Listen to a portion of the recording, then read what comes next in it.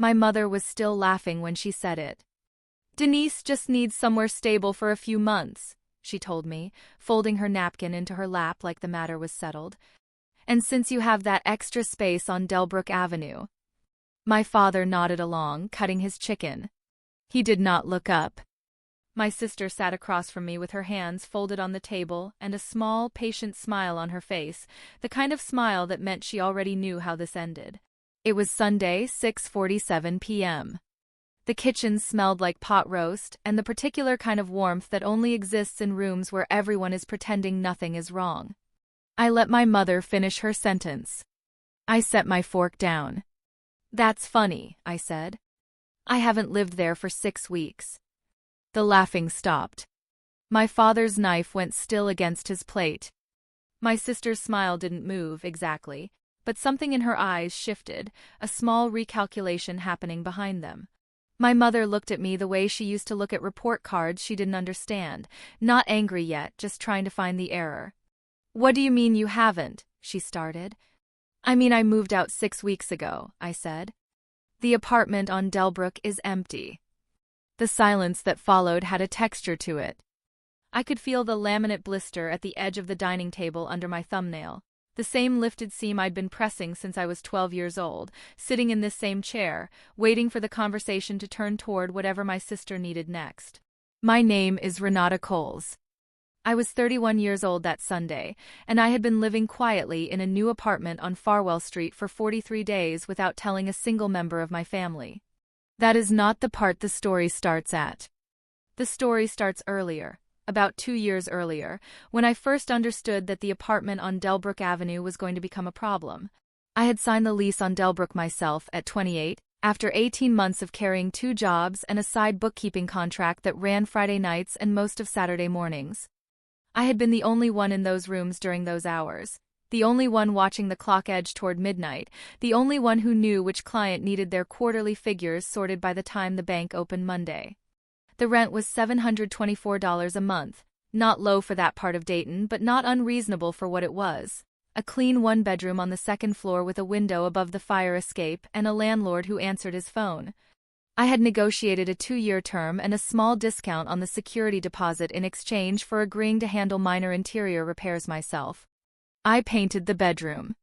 I replaced the bathroom fixtures. I kept a maintenance log in a spiral notebook that lived in the kitchen drawer. My family knew the apartment existed. They had been to it twice, once when I moved in, once for a dinner I hosted the following spring. Both times my mother walked through the rooms with a quiet proprietary interest that I had noticed but not named. She opened the closet in the 2nd bedroom. She stood in the kitchen and commented on the counter space. She asked once, in a tone of genuine curiosity, whether I really needed a whole 2nd bedroom just for an office. I said yes. I did not explain further. My sister Denise was 27.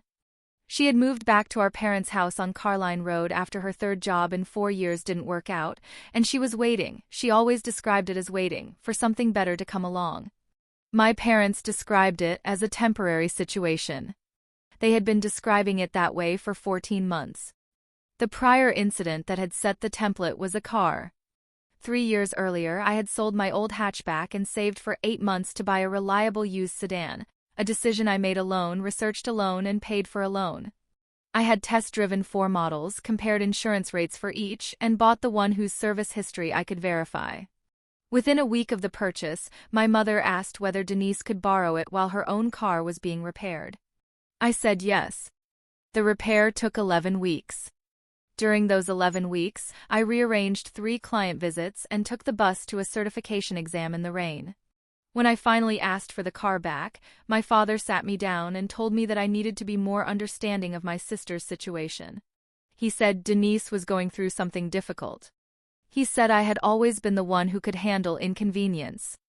I understood, after that conversation, exactly how the accounting worked in this family. I did not say that out loud. I just started paying closer attention. The apartment on Delbrook had been entirely mine, in budget, in upkeep, and in daily reality for 3 years. The record was straightforward, even if no one in my family had ever asked to see it. I carried the rent every month without assistance or contribution from anyone. When the hot water heater began making a sound in year 2, I diagnosed it, called the landlord, coordinated the repair, and was present for the 2-hour window when the technician arrived, on a Tuesday, which meant I rescheduled a client meeting and made up the time that evening. When the upstairs unit flooded a bathroom and water came through my ceiling in a thin brown line, I documented it, photographed it, filed the insurance inquiry, and followed up 3 times before the work order was completed. I wrote the follow-up emails at the kitchen table after the dishes were done and the next day's client notes were finished. I renegotiated my lease terms at renewal without a broker, reading the updated clauses line by line and striking 2 that shifted liability to me in ways the original agreement had not. My landlord accepted both changes without argument. I knew the apartment the way you know something you have tended.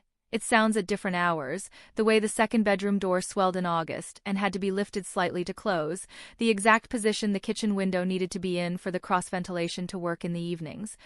None of that history was visible to my family when they looked at it. What they saw was a unit with a second bedroom and a daughter who lived alone. The 6 weeks that preceded that Sunday dinner were the result of something that had been building for longer than I had let myself admit. Denise had mentioned, casually, in a group text in March, that she was thinking about moving somewhere with more space. My mother had replied with a string of question marks and then called me directly. She did not ask me anything specific on that call. She said she had been thinking about how hard things were for Denise right now. She said that family took care of each other. She said that I had always been the steady one. I recognized the shape of what was being built. I did not respond to the shape of it. I started looking at listings the following morning. I found the Farwell Street apartment on a Wednesday evening. After 2 weeks of searching in the same quiet, systematic way, I approached everything that mattered. It was a 1-bedroom on the 3rd floor of a 6-unit building, slightly smaller than Delbrook, slightly better natural light, $40 less per month. The landlord was a retired electrician named Harold who managed the building himself and had put fresh grout in the bathroom before showing the unit. He had repainted the trim. He had a maintenance record for every appliance going back 4 years. I signed the lease that Friday. I moved in over a single weekend. I told no one. I left the Delbrook apartment clean and empty, curtains down, walls patched, keys still on the hook by the door. I uploaded the signed lease to a document folder on my phone the afternoon I received my copy, the same folder where I kept my Delbrook maintenance records, the renegotiated renewal terms, and the insurance correspondence from the ceiling repair. I had been filing things that way for years. It was not a plan. It was just how I kept track of what was mine. My first night on Farwell Street, I sat on the floor with a box of kitchen items beside me and ate a sandwich I'd bought on the way over. The apartment smelled like fresh paint and the particular quiet of a space that has not yet been lived in. I sat with that quiet for a while before I opened the box. I did not call anyone. I did not announce it. I gave my landlord on Delbrook 30 days written notice and asked that he handle the relisting himself. Then I waited to see how long it would take my family to tell me what they had already decided. It took 6 weeks. The dinner invitation came from my mother on a Thursday afternoon. Just a family Sunday, she texted. Pot roast. Nothing big. I knew what nothing big meant in my family's vocabulary. I came anyway because I had already decided that when the conversation happened, I wanted to be in the room for it. I arrived at the house on Carline Road at 6:30. Denise was already there, sitting in the living room with a glass of iced tea and the same patient expression she had been wearing for most of her adult life, the expression of someone who has arranged things and is now simply waiting for the arrangement to be confirmed. She looked up when I came in and gave me a brief smile that didn't reach her eyes. My father was in the kitchen. My mother met me at the door and hugged me and said I looked tired. We sat down at 6:47. The pot roast was good. My mother talked about a neighbor's fence dispute. She had opinions about the survey line and wasn't shy about them. My father asked about my work. I answered in the normal way, the way I always did, briefly, accurately, without opening anything up. Then my mother set down her fork and folded her napkin. "We've been thinking," she said, "about Denise's situation." "I know," I said. She looked briefly startled. "Well, then you understand how difficult it's been for her." "I understand that it's been a long time," I said. My father cleared his throat. Renata, your sister needs some stability right now. We think a change of environment would do her good. Something she could settle into. That makes sense, I said. My mother leaned forward slightly. And since you have that extra space on Delbrook Avenue. Mom, Denise said, with the tone of someone graciously accepting a gift they had already been promised, you don't have to make it sound like a big deal. It isn't a big deal, my mother said. She looked at me. You have a whole second bedroom sitting empty. It's just sitting there. We talked to your landlord, my father said. Well, we left a message. We thought it would help to understand the logistics before we brought it up. But there's no reason this has to be complicated. Denise would just stay a while. A few months, maybe through the end of the year. You'd barely notice. Something went still in my chest. Not anger, not grief, just the flat recognition of a thing finally spoken aloud. We're family, my mother said. Family takes care of each other. You've always been the responsible one. The stable one. Denise doesn't have what you have, the steady income, the savings, the plan. She needs someone to lean on right now, and you are in a position to help. I looked at my mother. You wouldn't want her to struggle when you have the room, she said. Renata, Denise said, tilting her head with a small, practiced patience, you're not going to be difficult about this, are you? I looked at her. You know how ungrateful it looks, my mother said, when family won't help family. There it was. I set my fork down against the rim of my plate. I did not look at my hands. I'd like to help Denise, I said. My mother began to smile. That's funny, I said. I haven't lived there for 6 weeks. I drove to Farwell Street that Saturday evening as the sky went gray at the edges. I parked in the lot behind the building. I carried a bag of groceries up 3 flights of stairs, my hand trailing the banister on the turns. I unlocked my door. I set the bag on the kitchen counter. I washed my hands at the sink and stood there a moment with the water running. I turned it off. I stood at the window and looked at the street below. A woman walking a dog, a car pulling slowly into a parallel spot, someone's porch light coming on across the way. I put the groceries away, one item at a time. I made dinner. Nothing complicated. Pasta, a jar of sauce I'd been meaning to use, bread I'd bought at the bakery on the corner that now knew my order on Saturdays. I ate at the table I had bought at an estate sale 2 weeks after moving in, a small square table with a drawer that stuck and a surface that was solid and level and mine. I went to bed early. I lay in the dark and listened to the building settle. The creak of a pipe somewhere above me, the low sound of a television through the wall, the particular silence of a building that holds its people quietly. I did not think about Sunday. I did not think about the look on my mother's face when the laughing stopped. I closed my eyes. I got up in the morning and drove back to Carline Road. I had not planned to. But I had woken up understanding that the verbal reveal was not enough, that my parents would spend the week deciding I had been confused or lying, or that there was still some arrangement to be made. I had the document folder on my phone. I had organized it the night before. I knew what I was going back to finish. My father opened the door. He looked surprised to see me. I thought we should talk properly, I said. All of us. He stepped back and let me in. The room did not move for a long moment after I came in and sat down at the table. My mother was still in her chair from the night before still, or had returned to it, and she looked at me the way she had looked at me in the kitchen of every apartment I had ever described to her, like the geometry of it wasn't adding up. Denise was on the couch. She had her phone in her hand and put it down when I sat. 6 weeks, my father repeated. 6 weeks, I said. Then where? My mother started. I signed a new lease, I said. On Farwell Street. 6 weeks ago Friday. I reached into the interior pocket of my jacket. I took out my phone. I opened the document folder, the one I had organized the night before, the lease agreement scanned and saved as a PDF alongside the old maintenance records and the insurance correspondence, and brought up the file. The screen showed the signature block, the date, the address, and Harold's printed name beside mine at the bottom. I turned the phone and laid it flat on the table between us, screen up, facing my parents. My father leaned forward. He looked at the document for a long time without speaking. You just moved, my mother said. Without telling us. I gave notice on Delbrook the same week, I said.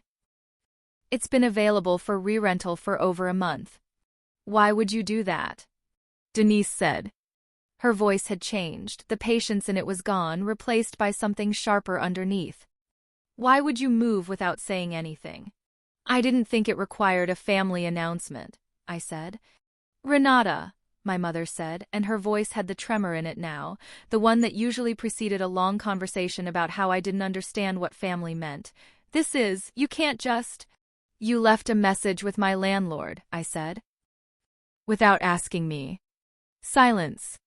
My father's jaw moved slightly, like he was about to speak and thought better of it. You were making arrangements for my apartment, I said, without asking me. We were trying to help your sister, my father said. I know, I said. She needs support, he said. You have more than enough room. I had a one-bedroom apartment, I said. With a second bedroom I used as an office. That I rented alone, maintained alone, and paid $724 a month for a loan for 3 years. That's not the point, my mother said. Okay, I said. The point is that Denise needs. Mom, I said. You called me the stable one. You called me the responsible one. You told me family takes care of family. I looked at her. You used those exact words to tell me I should hand my apartment to Denise. You didn't ask. You used the words that were supposed to make saying no feel like ingratitude. My mother's mouth opened. My father said, Renata, that's not fair. I held the quiet for one beat. What would have been fair, I said, is someone asking me. Denise looked at the phone on the table. She looked at the lease. She looked at my mother and then she looked at the floor. So what am I supposed to do, she said. I looked at my sister for a moment. I don't know, Denise, I said. I think that's a question for you. I am not ungrateful.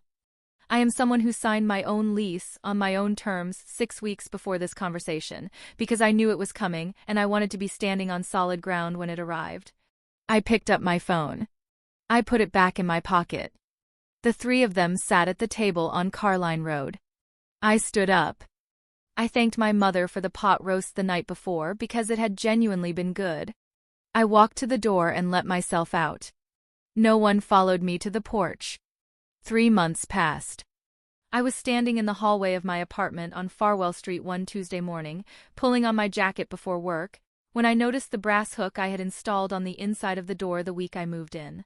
I had bought it at a hardware store on a Saturday, a simple hook, oil-rubbed bronze finish, $4.89, and I had drilled it myself at 11 o'clock at night because I wanted somewhere to hang my bag the moment I walked in. It was slightly crooked. I had noticed that the morning after and decided to leave it. I hung my bag on it every day. There had been one voicemail from my mother about 3 weeks after the dinner. She said she'd been thinking. She said she hoped I was well. She said Denise had found a room with a friend from her former job and that things seemed to be settling. She said she thought we should talk when I was ready. I listened to the voicemail twice. I did not call back. The bookkeeping contract I had picked up the year before had grown 2 new clients in the past quarter, both small businesses, both word-of-mouth referrals from existing ones. I had built that list the same way I had built everything, consistently without announcement over time. I had started setting aside a fixed amount each month into a separate account, the kind of account you open when you have stopped waiting for permission to plan your own life. The apartment on Farwell Street was mine, every nail hole, every intentional scratch in the cutting board. Every morning I woke up and made coffee in a kitchen that held only my things. I had hung a shelf in the bedroom myself, leveled it with the same care I had leveled everything I ever built in a space I was responsible for. The house on Carline Road was still assessed at $638,500. I knew this because I had looked it up the week after the dinner, in the same quiet, methodical way I had looked up everything in my life that I needed to understand clearly. I did not need anything from that house. I hung my bag on the crooked hook. I picked up my keys. I pulled the door closed behind me and walked down 3 flights to the street, and the morning was cold and ordinary and entirely my own. If this story landed with you, if you've ever been the steady one, the one people counted on right up until the moment they counted a little too far, share it with someone who would understand. The people who always hold it together deserve to know they're not alone. The brass hook is still slightly crooked. I have not straightened it.